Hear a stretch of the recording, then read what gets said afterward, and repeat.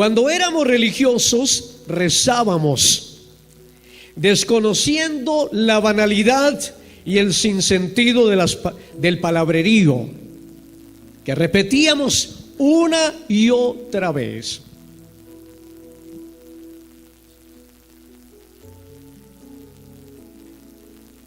Porque el rezo de eso se compone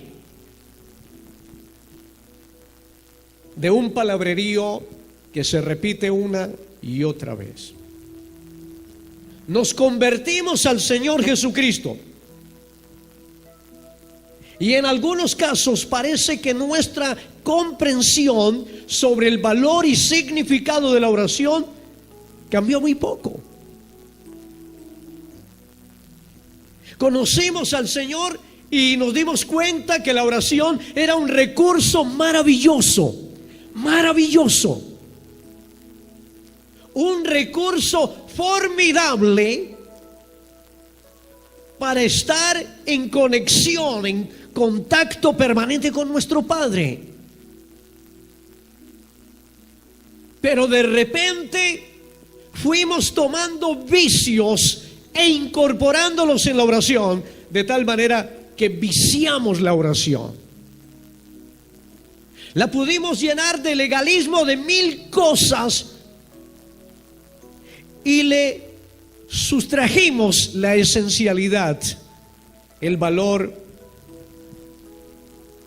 a la oración. Creo que la manera de orar hace la diferencia entre haber nacido de nuevo y seguir siendo religiosos. La oración hace la diferencia entre haber nacido de nuevo y seguir siendo religiosos. La oración de verdad distingue al verdadero cristiano.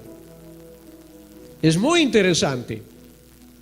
Es muy interesante, pero la oración distingue al verdadero cristiano.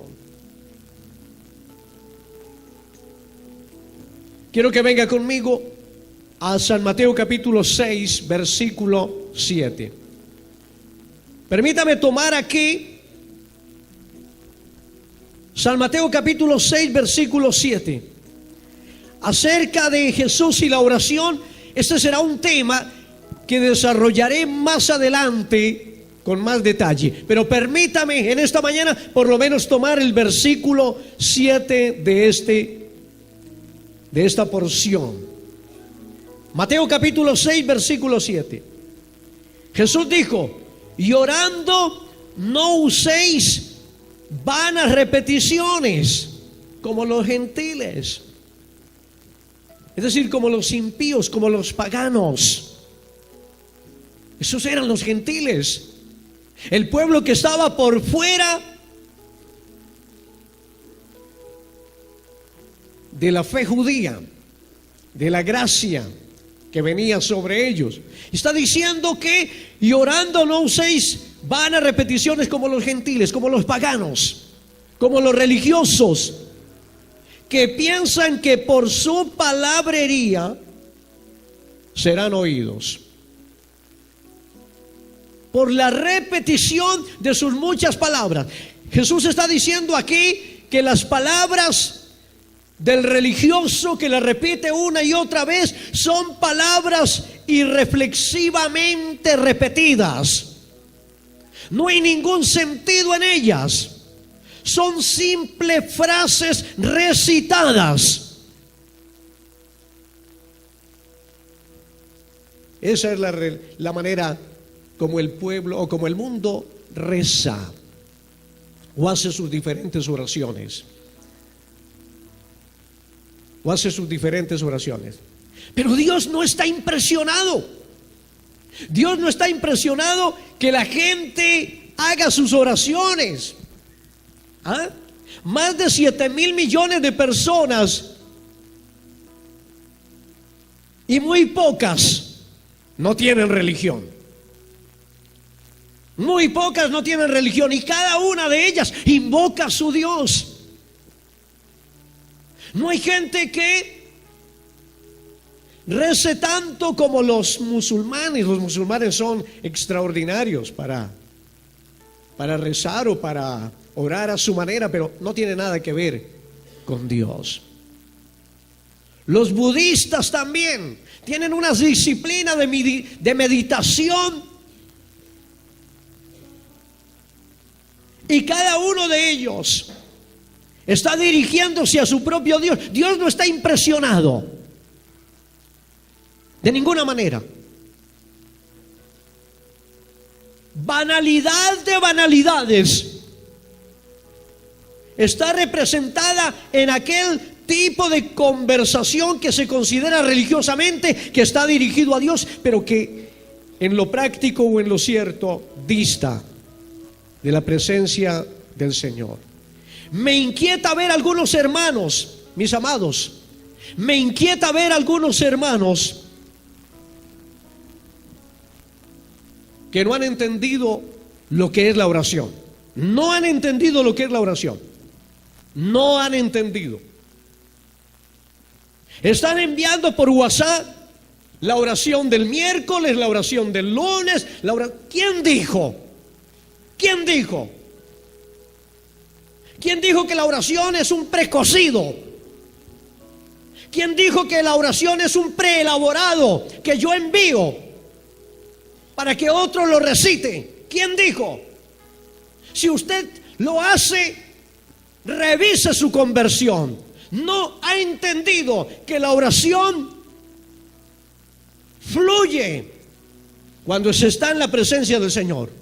Usted es tan responsable o tan irresponsable cuando envía ese tipo de mensajes como aquel que lo recibe y lo reenvía. A mí me molesta en gran manera. Oración del miércoles, oración del jueves. ¿Cuál oración del jueves? ¿Es usted el que tiene comunión con Dios por mí? ¿Es usted el que habla y escribe lo que considera que debo yo repetir en una oración? Eso es religioso. Ese tipo de oración no de ninguna manera se compadece con la realidad espiritual de alguien que está viviendo una relación íntima con Dios. Razón tuvo alguien en decir que raspe a un evangélico y le sale un católico. Todavía está por allí bien empotrado, bien establecido en el corazón de muchos el hábito religioso, la costumbre religiosa de hacer las cosas a la manera de la religión. No, señor, la oración, usted no escribe una oración para enviarla y para decirle a los demás, mire, esta es la oración del día de hoy. No, señor, cada quien ora de su intimidad con Dios, cada quien ora de su relación con Dios. Yo no necesito enviársela, usted no necesita enviármela. No me envíe esas cosas. Yo ignoro ese tipo de mensajes totalmente, y me contengo porque a veces quiero ser un poquito osado en exhortar a ese hermano o hermana que no ha entendido. No, hermano, de ninguna manera. Hay mucho de esto. Hay mucho de esto. La manera como oramos es muy importante. La manera como oramos es muy importante porque la oración es la medida del conocimiento y de la comunión que tenemos con Dios. Entiéndalo en esta mañana. Entiéndalo. Usted no es una lora repetidora que viene allí y se arrodilla y se postra y repite un palabrerío sin sentido. Usted viene allí reconociendo la grandeza ante el cual se encuentra. Usted viene humillado y le aseguro que el Espíritu Santo pondrá las palabras adecuadas en su boca, porque ¿qué hemos de pedir como conviene? No lo sabemos, pero el Espíritu intercede por nosotros para que lo hagamos debidamente. Usted viene a la presencia de Dios desarmado, sin argumentos. Ah, qué maravilloso venir delante de Dios sin argumentos. No tengo argumentos a mi favor, Señor. No tengo palabras, Señor, que pudieran de alguna manera hacerme ingrato delante de ti. Señor, no hay nada en mí. Le repito en esta mañana, la manera como oramos es muy importante, porque la oración es la medida del conocimiento y de la comunión que tenemos con Dios. Y el conocimiento de Dios lo da la palabra, y la comunión, la santidad.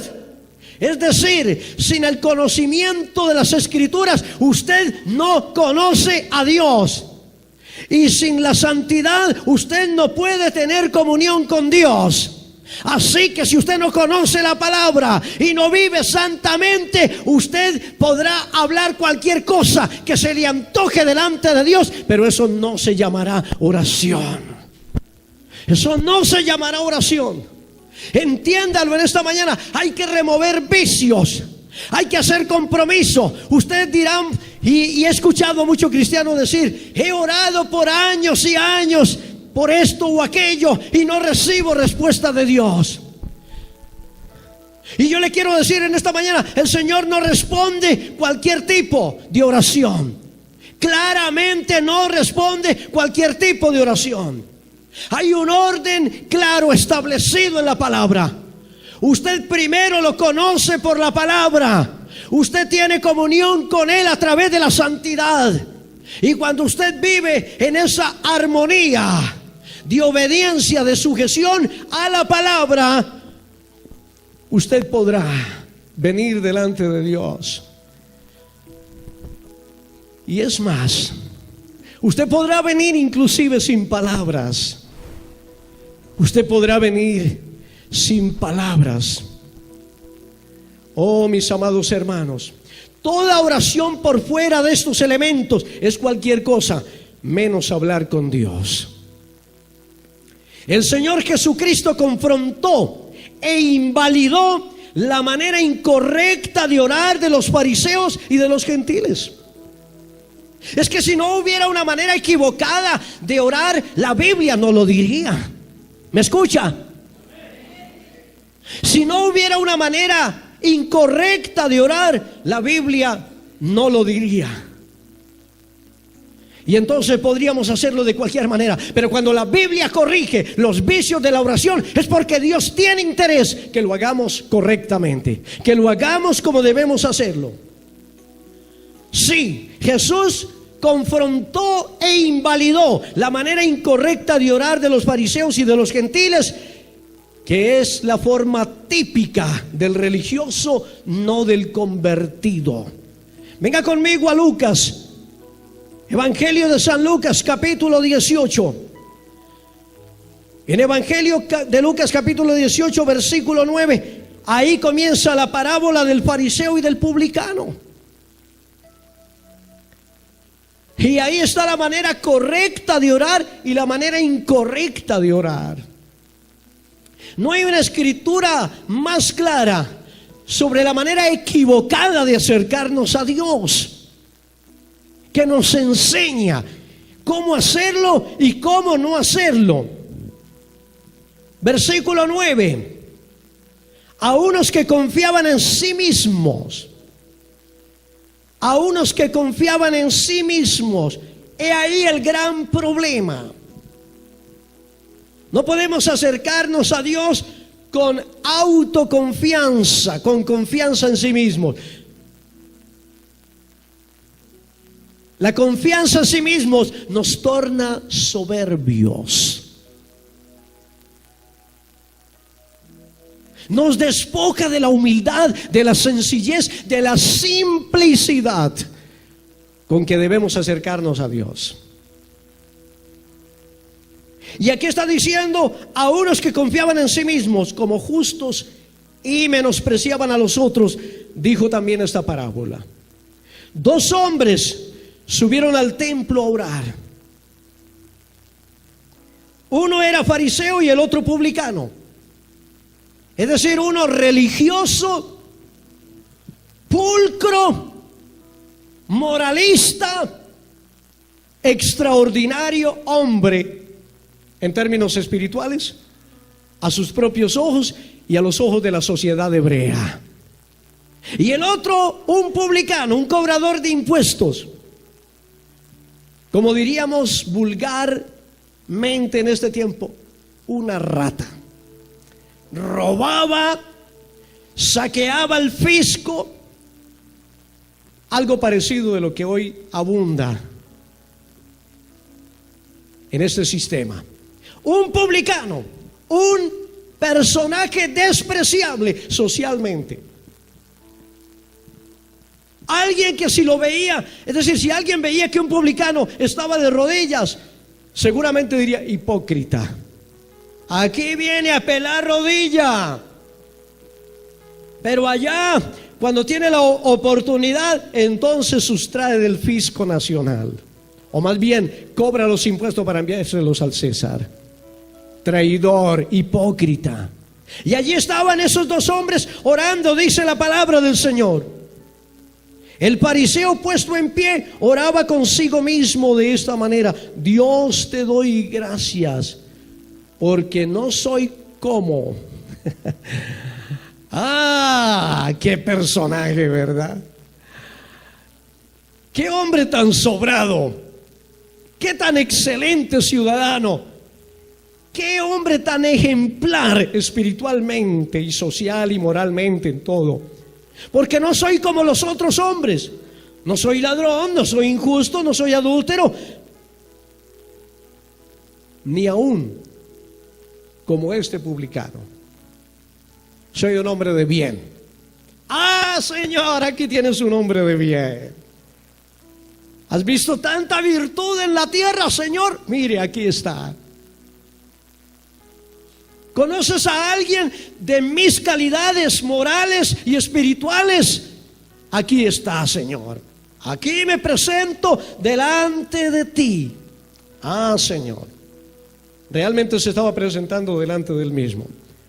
Ayuno 2 veces a la semana, doy diezmos de todo lo que gano. Mas el publicano, dice la Biblia, estando lejos, no quería ni aún alzar los ojos al cielo, sino que se golpeaba el pecho diciendo: Dios, sé propicio a mí, pecador. Ahí están las dos formas simples: la arrogante, la humilde, la que tiene mucho que hablar de sí mismo y la que no tiene argumentos. Qué bueno que podemos llegar a la presencia de Dios despojados como el publicano. No tengo nada, Señor. No hay nada en mí de valor. No hay nada en mí bueno que valga la pena, que sea digno de recoger o de que tú me escuches, Señor. Pero aquí estoy. Aquí estoy. Esta parábola iba dirigida entonces a los fariseos que confiaban en su propia justicia. La oración del fariseo es la oración de la esperanza en sí mismo. Es la oración que habla de él y no de Dios. Esa oración del fariseo fue hablar de él y no de Dios. No hay un reconocimiento de Dios. Y toda legítima oración comenzará, como vamos a ver más adelante en el Padre Nuestro, comenzará haciendo un reconocimiento de la grandeza de Dios. Mis amados hermanos, y esta oración no contiene nada que le reconozca a Dios. Hay un reconocimiento de sí mismo. Un reconocimiento de sí mismo. Esta oración que exalta el ego religioso del ser humano es arrogante y ofensiva delante de Dios. ¿Cómo oramos? ¿Cómo oramos nosotros, hermanos? ¿Cómo nos dirigimos a Dios? ¿Cómo lo hacemos? ¿Utilizamos la oración también para acusar? Utilizamos la oración para acusar. Muchas veces hemos utilizado la oración para acusar, para comparar.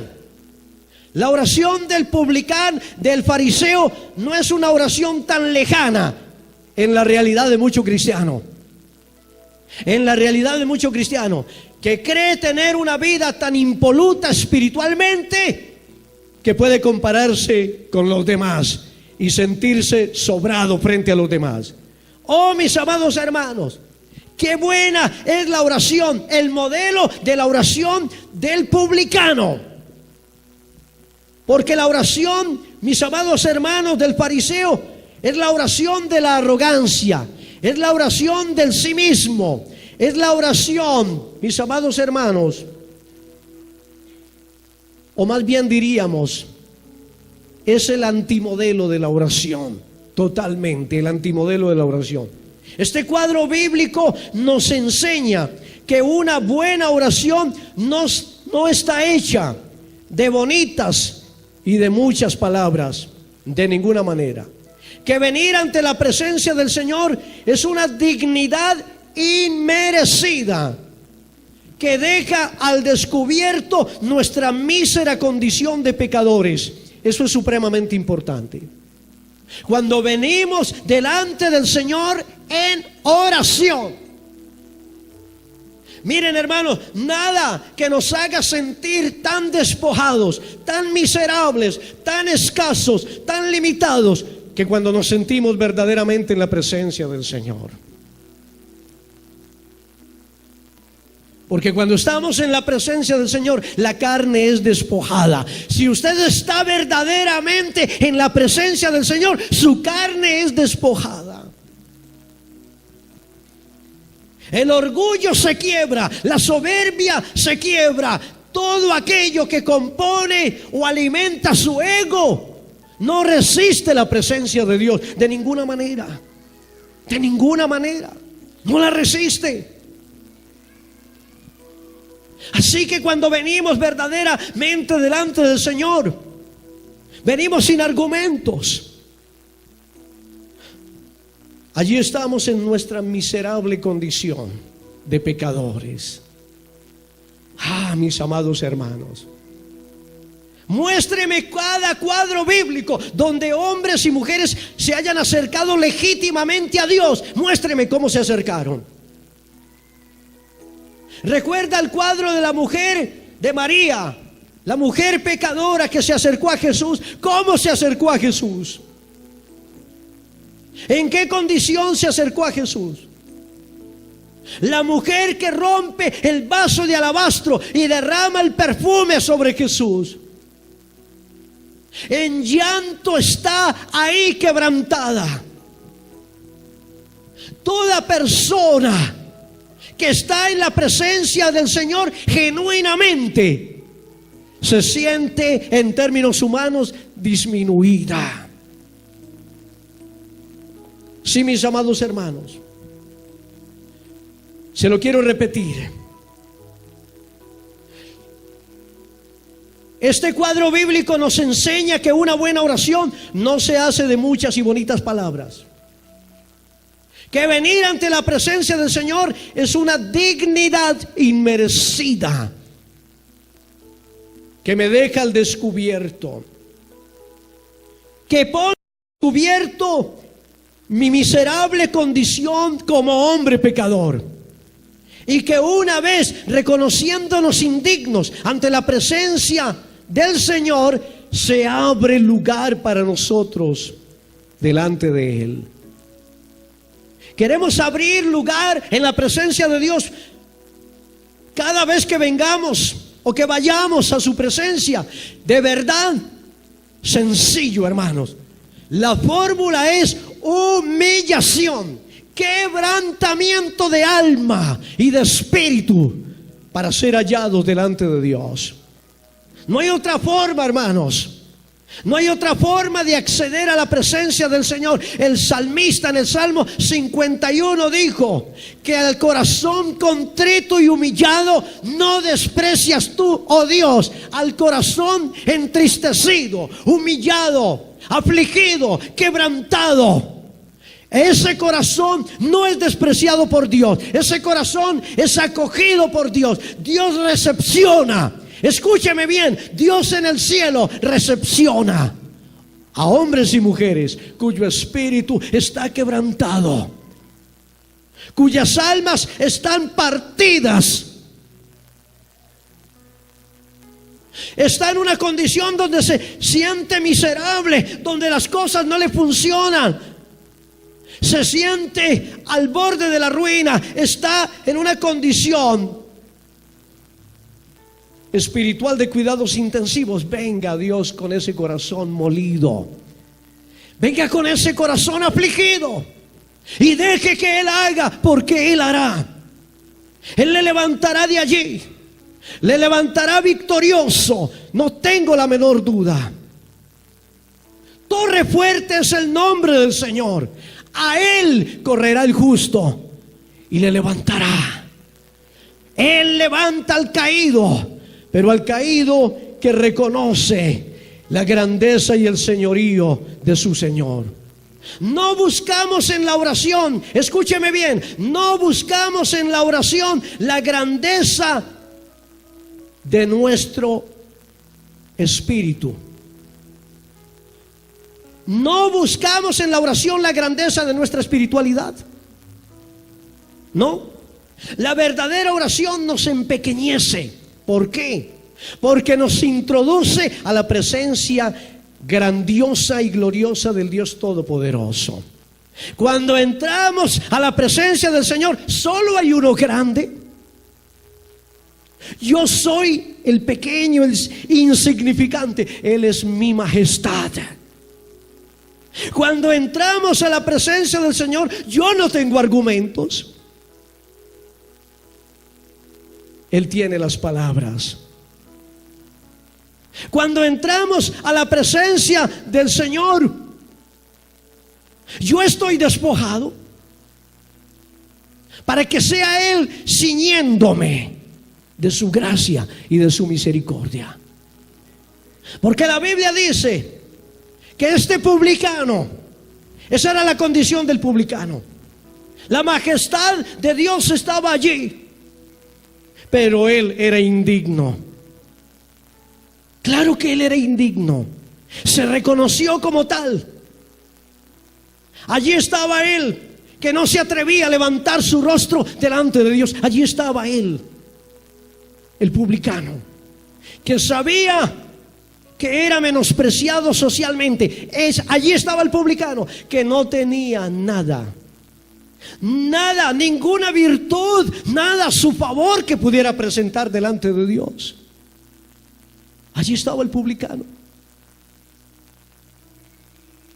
desarmado. Solo atina a decir: sé propicio a mí, pecador. Si te place, mírame. No soy digno que me mires, pero si te place, mírame. No soy digno que me escuches, pero si te dignas escucharme, aquí estoy.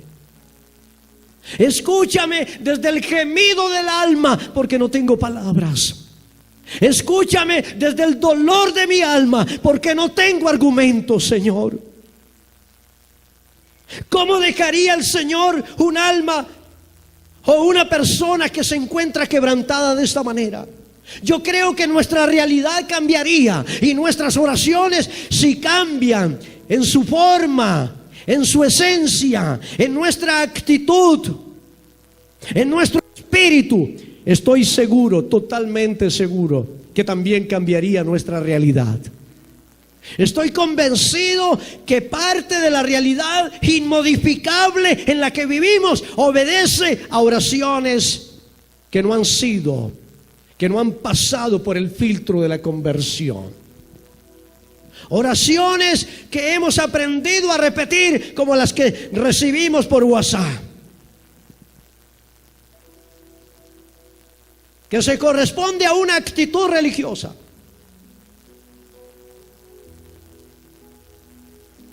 No reciba ese tipo de mensajes a propósito.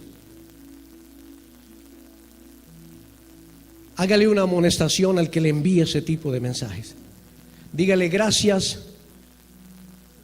yo no recibo precocidos o refritos o enlatados. Yo me alimento directamente de la fuente. Dígale. Le autorizo para que lo haga, y si el hermano se le enoja, problema. No ha nacido de nuevo. Es que esa misma actitud yo no la puedo entender. No puedo entender. Cuando yo recibo ese mensaje, oración del jueves, ¿hay oración especial para el jueves? Eso es de mi fuero íntimo. ¿Qué le voy a decir al Señor el jueves? Es asunto mío. No me lo tiene que enviar nadie.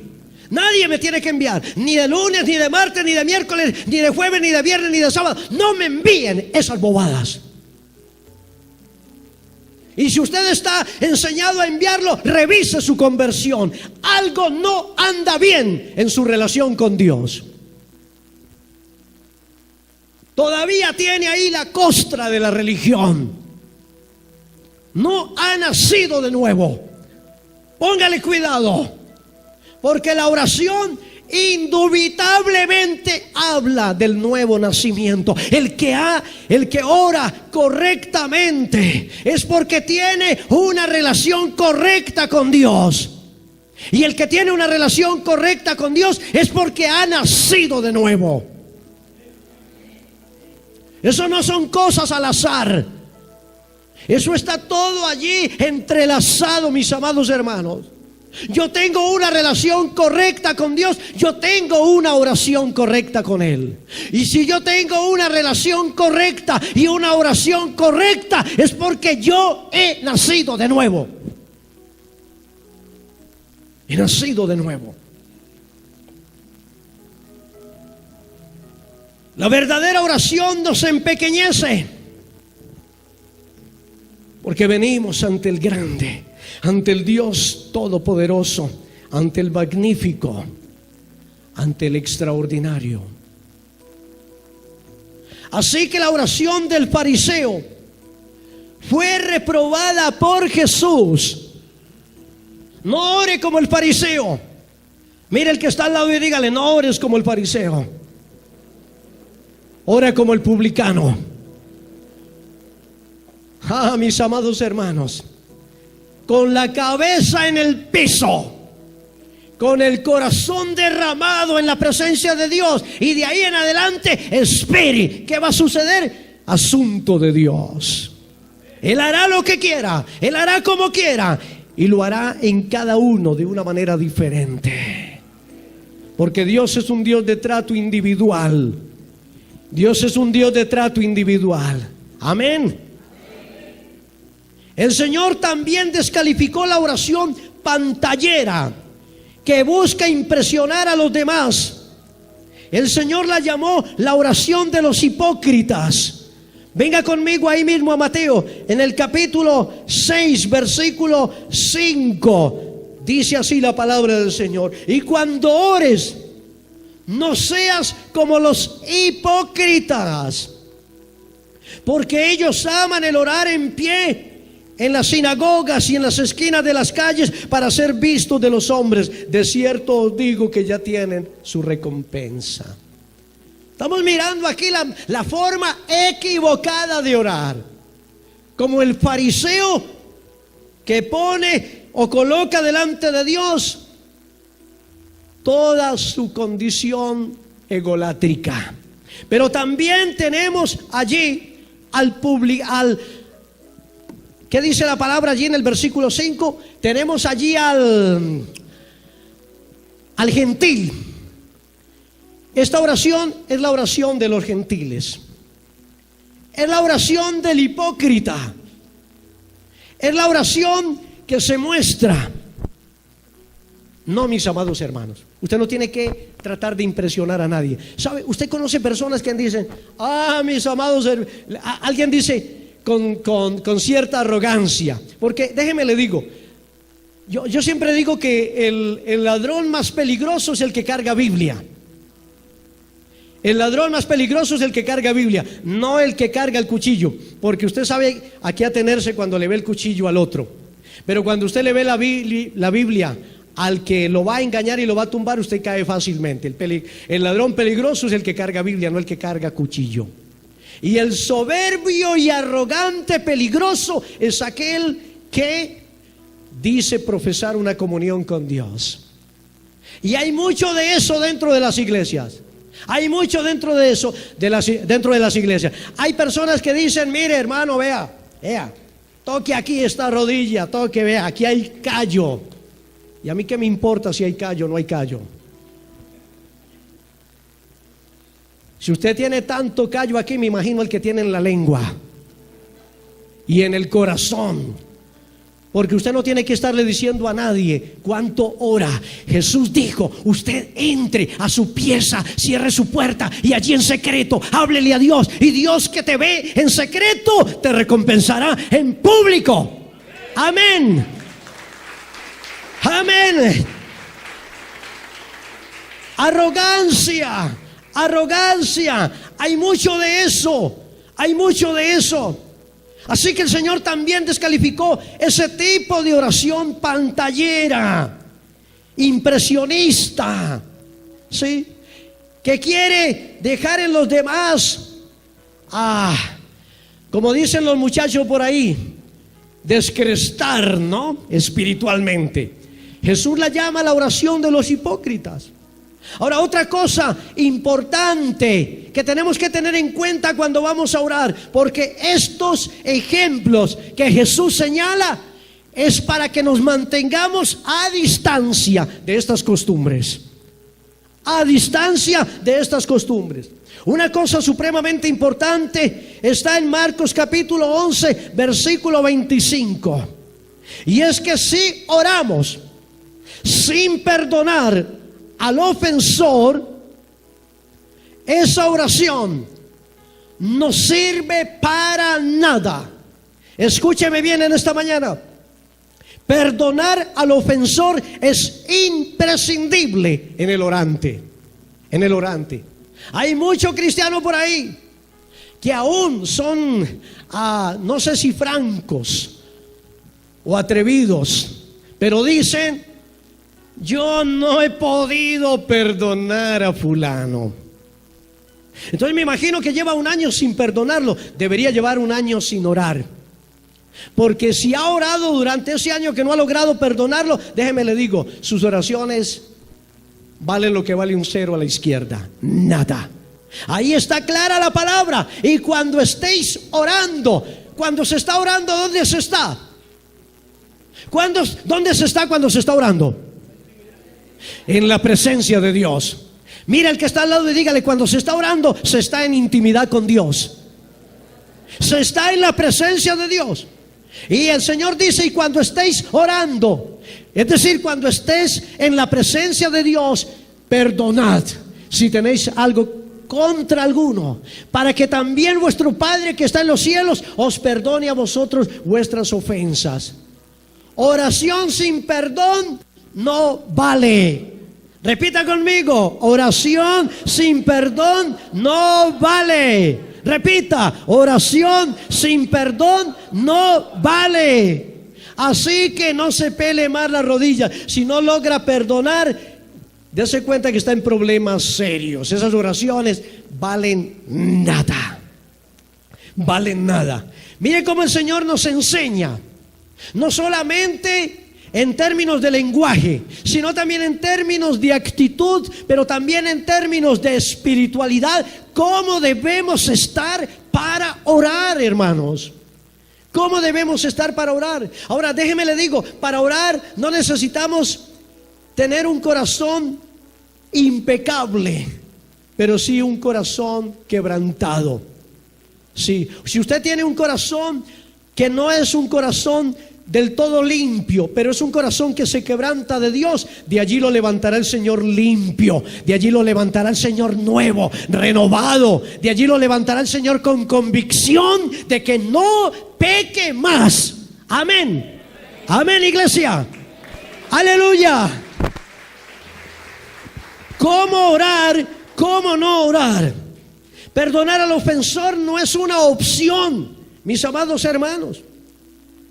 Es un imperativo. Imperativo. Usted le corta la comunicación y le corta la relación al hermano o a cualquier persona. Dios dice que Él igualmente te la corta a ti. Entonces se cortó la comunicación por aquí, se cortó hacia arriba. Porque no funciona de otra manera. No funciona de otra manera. No es a mi manera, es a la manera de Dios. Es a la manera de Dios. El filósofo romano, filósofo y político Séneca, moralista, hombre que fue conocido por su literatura moralista, dijo: vive con los hombres como si Dios te viera. Habla con Dios como si los hombres te oyeran. Se la repito: vive con los hombres como si Dios te viera. Y habla con Dios como si los hombres te oyeran. Es decir, a Dios le importa cómo están mis relaciones. ¿Cómo están mis relaciones? La oración no es un solo, o más bien no es solo, le repito, la oración no es solo un asunto entre Dios y yo. Mi prójimo hace parte de esa ecuación. Hace parte de esa ecuación. No es que Dios dice, no es que yo le puedo decir: Señor, yo no quiero tener, me voy a volver ermitaño, me voy a aislar, no quiero tener comunicación con nadie, quiero aislarme de todo el mundo, solo quiero tener relación y comunión contigo. No, Señor. Si algo pone en ejercicio mi condición espiritual, es el tener que tratar con cada uno de ustedes, e igualmente que cada uno de ustedes trate conmigo. Así es que funciona. En la primera carta del apóstol Pablo a Timoteo, capítulo 2, versículo 8, Pablo escribió lo siguiente: quiero pues que los hombres oren en todo lugar, levantando manos santas, sin ira ni contienda. Es decir, quiero que los hombres oren teniendo comunión y respeto con los demás. Porque la ira, mis amados hermanos, y la contienda se desarrolla con relación a los demás. Yo no me airo conmigo mismo.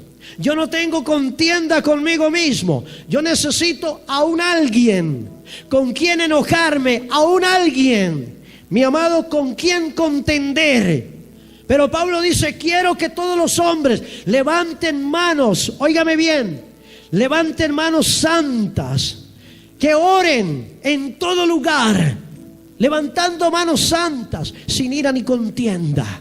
Es decir, manos arriba, con comunión de espíritu, con comunión de espíritu. Eso es supremamente importante. También el apóstol Pedro enseña que el trato irrespetuoso, óigame bien, y desconsiderado del esposo hacia la esposa estorba las oraciones. En primera de Pedro capítulo 3 versículo 7, Pedro escribió esta carta, estas palabras en esta carta: vosotros, maridos, igualmente vivid con ella sabiamente, dando honor a la mujer como a vaso más frágil y como a coherederas de la gracia de la vida, para que vuestras oraciones no tengan estorbo. Y aquí hay que decirle a los maridos: si usted trata mal a su mujer, tampoco se vaya a orar. Su oración no vale nada. Sería la oración del hipócrita. Acaba de tratar mal a su mujer y luego va y se pone de rodillas. La Biblia dice que Dios no escucha esa oración. Esa oración es estorbada. Estorbada significa que no llega a su destino. No llegará a la presencia de Dios la oración de aquel hombre que con la lengua que maltrata a su mujer pretende alabar y halagar a Dios con palabras. De ninguna manera. Hay que tratar a la esposa como a vaso más frágil y como a coheredera de la gracia de la vida, para que nuestras oraciones sean efectivas, varones. Levanten la mano los varones que tienen su pareja. Levanten la mano aquí los varones. Esa palabra es para ustedes, hermanos, para mí y para ustedes. Se la voy a repetir. Vosotros, maridos, igualmente vivid con ella sabiamente, dando honor a la mujer como a vaso más frágil y como a coherederas de la gracia de la vida, para que vuestras oraciones no tengan estorbo. Y voy a terminarle con esta perla. Otra forma equivocada de orar es aquella que dice: ordénelo y reclámelo por fe y es tuyo. Esa oración no es bíblica. No es cierto. Usted no le da órdenes a Dios. Ese tipo de oración no reconoce la voluntad soberana de Dios.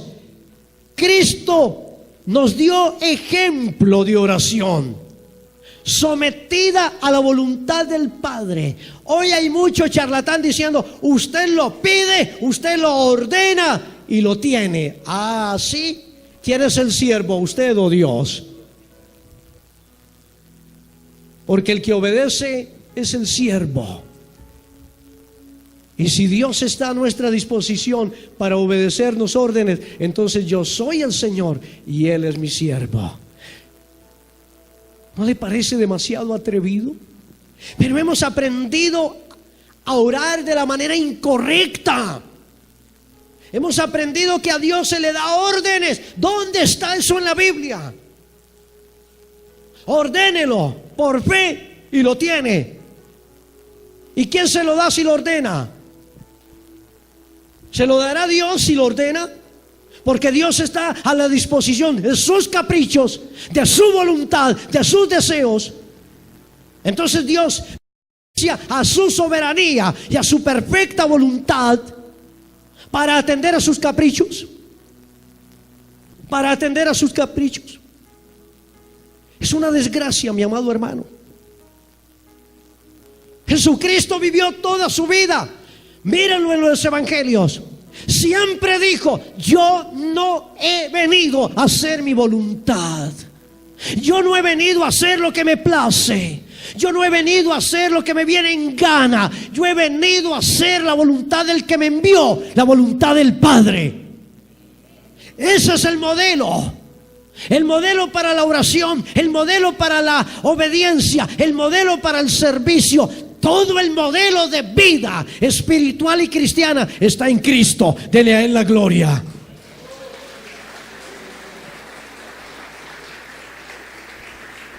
Todo lo que Cristo pidió en la oración está en concordancia con la voluntad del Padre Celestial. C.S. Lewis dijo: para la mayoría de nosotros la oración del Getsemaní es el único modelo. Mover montañas puede esperar, porque es probable que mover montañas hable mucho de mí. Pero tener el valor que tuvo Jesús en el Getsemaní, venga conmigo y cierro con esta escritura. Lucas capítulo 22. Lucas capítulo 22. Ahí está el modelo perfecto de la oración. Sí, el modelo perfecto de la oración. Lucas 22, 39. Dice así la palabra del Señor: y saliendo se fue como solía al monte de los olivos. Jesús solía ir al monte de los olivos a orar, a hablar con el Padre. Y sus discípulos también le siguieron. Cuando llegó a aquel lugar, les dijo: orad que no entréis en tentación. No les dijo siquiera: oren por mí, apóyenme, respáldenme. No, oren por ustedes. Lo que Jesús les dijo es: oren por ustedes para que no caigan en tentación. Y Él, Jesucristo, se apartó de ellos a distancia como de un tiro de piedra, y puesto de rodillas oró. Versículo 42. Ese es tu modelo, ese es mi modelo. Diciendo: Padre, si quieres pasa de mí esta copa, pero no se haga mi voluntad, sino la tuya. Padre, si es posible, si hay otra forma, si en tu perfecta voluntad está que yo no tenga que beber esta copa, entonces pásala de mí. Pero si no hay otra forma, no se haga como yo te pido, sino conforme a tu voluntad. Esa es la oración genuina. La oración genuina no es la que viene a darle órdenes a Dios, sino aquella que viene a decirle: he aquí a tu siervo, Señor, hágase en mí conforme a tu voluntad. Hágase en mí conforme a tu propósito. Señor, aquí estoy.